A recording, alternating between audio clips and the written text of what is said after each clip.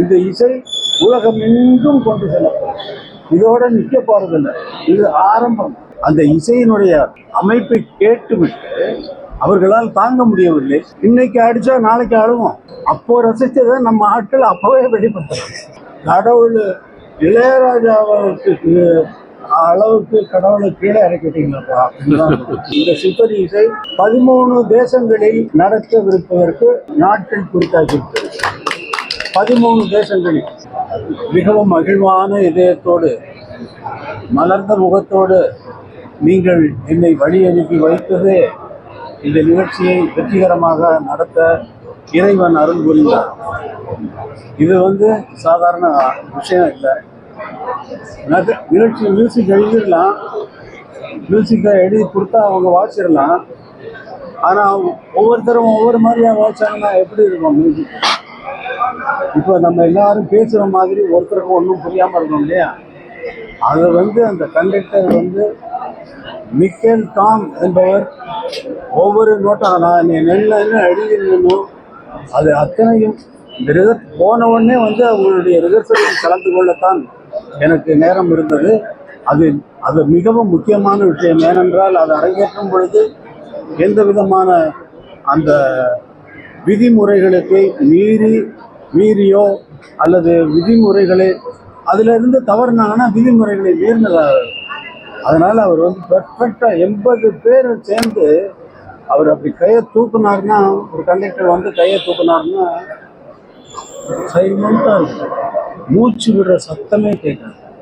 அப்போ நமக்கு வயிற்றெல்லாம் கலக்கி அந்த போட்டு எல்லாருடைய கவனமும் ஒரே ஒரு ஸ்வரம் வாசிக்கிறாங்கன்னு வச்சுக்கோங்க. எல்லாரும் அந்த ஒரு ஸ்வரத்தை கையை காட்டி இப்படி வாசிக்கும் பொழுது எல்லோருடைய கவனமும் அந்த ஒரு நோட்டில் இருந்து அவர்கள் வாசிக்கும் பொழுது கேட்கிறவர்கள் மூச்சு விட மறந்துவிட்டு என்று பார்த்து கொண்டிருக்கிறார். ஒரு சுரத்துக்கு இந்த கதி என்றால் சிம்பனி முழுக்கவும் 4 பகுதிகளாக கொண்டது. First moment, second moment, third moment, fourth moment. ஒவ்வொரு மூமெண்ட் ஃபுல்லாக வெஸ்டர்ன் மியூசிக்கில் என்னன்னா ஒரு சிம்பனி வாசித்து 4 மூமெண்ட்டும் முடிகிறது வரைக்கும் யாரும் கைதட்ட மாட்டாங்க, கைதட்டக்கூடாது, அது விதிமுறை. ஆனால் நமது ரசிகர்களும் அங்கு வந்திருந்த பொதுமக்களும் அங்கு வந்திருந்த ரசிகர்கள் அனைவரும் ஃபர்ஸ்ட் மூமெண்ட் முடிஞ்சோடனே கைத்தட்டாங்க.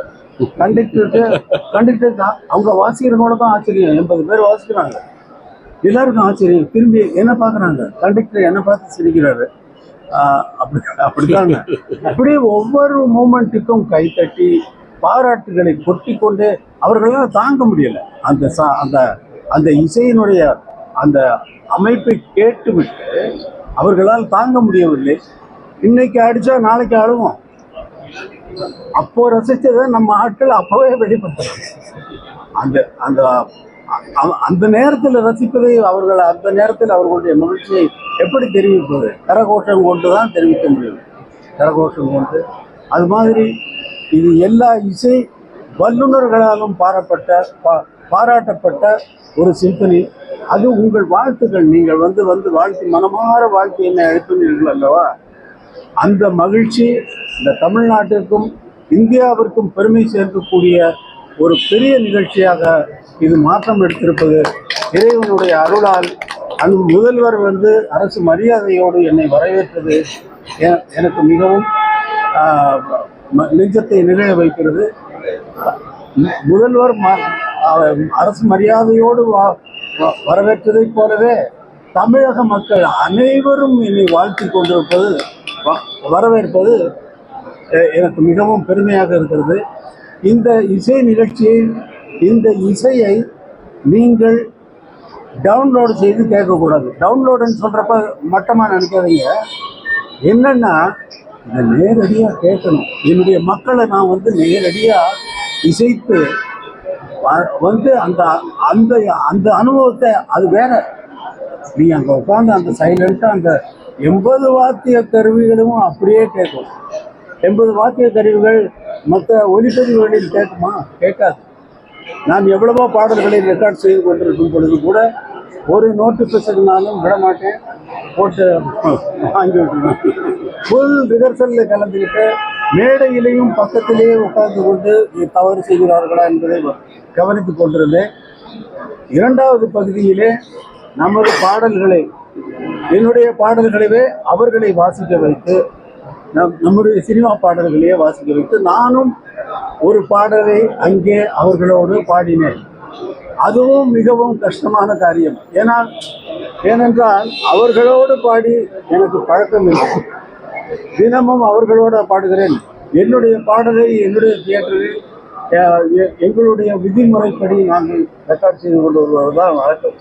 ஆனால் அவர்களோடு பாடி அந்த பாடலுக்கு மக்கள் கைத்தட்டி மிகவும் நல்ல வரவேற்பு கொடுத்தார்கள். இந்த சிம்பனி இசை 13 தேசங்களில் நடத்தவிருப்பதற்கு நாட்கள் குறித்தாக்கியிருக்கிறது. 13 தேசங்களில். அக்டோபர் 6 துபாயில் இருக்கு, செப்டம்பர் 6 பாரிஸில் இருக்கு, அப்புறம் ஜெர்மன் ஹாம்பர்க், இப்படி எல்லா கண்ட்ரிகளுக்கும் இந்த இசை சிம்பனி இசை என்பது போகிறது. தமிழர்கள் இல்லாத ஏரியாவுக்கும் அங்கே பெர்ஃபார்மன்ஸ் பண்ணுவதற்கு இந்த ஸ்பான்சர்ஸ் புக் பண்ணிட்டாங்க. இப்பயே டேட் எல்லாம் கொடுத்துட்டாங்க, கையில் போட்டுட்டாங்க. இப்போ நம்ம நாட்டில் நம்ம மக்களை கேட்க வைக்க வேண்டாமா? நம்ம மக்கள் கேட்கணுமா வேண்டாம்? கேட்கணும். எல்லாம் கேட்கறது வரைக்கும் அமைதியாக இருக்கணும். அந்த மூமெண்ட் நீங்கள் அந்த ஸ்பாட்டில் இருந்து அவங்க கையை காட்டுறதும் அந்த அமைதியோடு இருந்து நீங்கள் ரசிக்கிறது தான் இசை உலகத்தில், இசை பாரம்பரியத்தில் மிகவும் உச்சகட்டமான விஷயம். அதனால் என்னுடைய மக்களை, என்னுடைய மண்ணில் பிறந்த இந்த மக்களை என் மீது அன்பும் அவ்வளவு அன்பு வச்சுருக்காங்க. தெய்வமாக கொண்டாடுறவங்க இருக்காங்க. கடவுளான இசை கடவுளுங்கிறான். எப்படி இருந்தாலும் நான் சாதாரண மனிதனை போல தான் இங்கே வேலை செய்து கொண்டிருக்கேனே தவிர என்னை பற்றி எனக்கு ஒரு எண்ணமும் கிடையாது. என்னை இசை தெய்வம் என்று கடவுள் என்று சொல்லும் பொழுது எனக்கு என்ன எண்ணம் தோன்றும் என்றால், கடவுள் இளையராஜாவுக்கு அளவுக்கு கடவுளை கீழே இறக்கிட்டீங்களப்பா அப்படின்னு. அதனால் நீங்கள் உங்கள் மலர்ந்த முகம் என்னை வரவேற்பது மிகவும் நன்றி, மிகவும் நன்றி, மிகவும் நன்றி. இந்த இசை உலகம் எங்கும் கொண்டு செல்லப்படும். இதோட நிற்க போறதில்லை. இது ஆரம்பம்.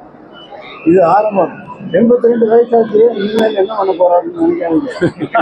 நீங்க நினைக்கிற அளவுக்குள்ள நான் இல்லை. எந்த விஷயத்திலும் நீங்கள் நினைக்கிற அளவுக்கு நான் இல்லை. அந்த அளவிலே நான் இல்லை. பண்ணைப்புறத்திலிருந்து புறப்படும் பொழுது வெறும் காலோடு நான் நடந்தேன்.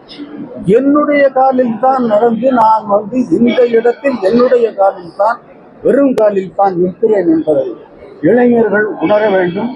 அவர்களும் அவர்களுடைய வாழ்க்கையில் இதை முன்னுதாரணமாக வைத்துக்கொண்டு அவரவர்கள் துறையில் அவரவர்கள் மென்மேலும் நாட்டிற்கும் இந்தியாவிற்கும் பெருமை சேர்க்க வேண்டும் என்பதுதான் என்னுடைய அறிவுரை.